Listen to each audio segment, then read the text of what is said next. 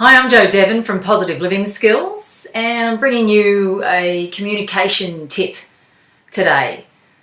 From time to time, I'm going to share different tips with you, and I hope you like this one. It's about a simple word change.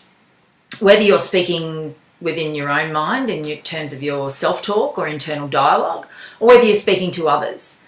And it's a simple replacement of the word should with the word could. So we tend to, as human beings, walk around shoulding ourselves a lot.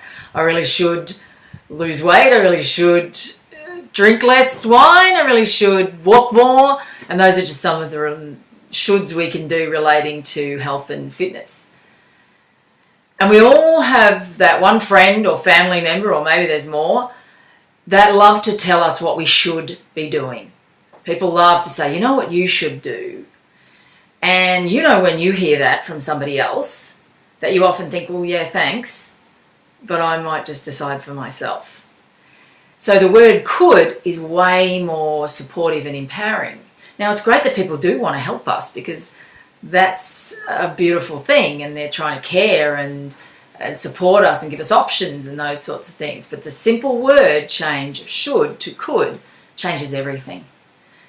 Someone says, you know what you could do? Well, what I might do if I were you, or what I could suggest is a completely different energy to what you should do is.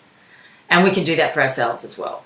So you know what? I could get up earlier by half an hour and walk for 30 minutes tomorrow. Then you have a choice, and that's up to you. The choice is yours. So I hope you like that tip, and if there are tips you'd like to hear more about, please let us know. Thanks for watching.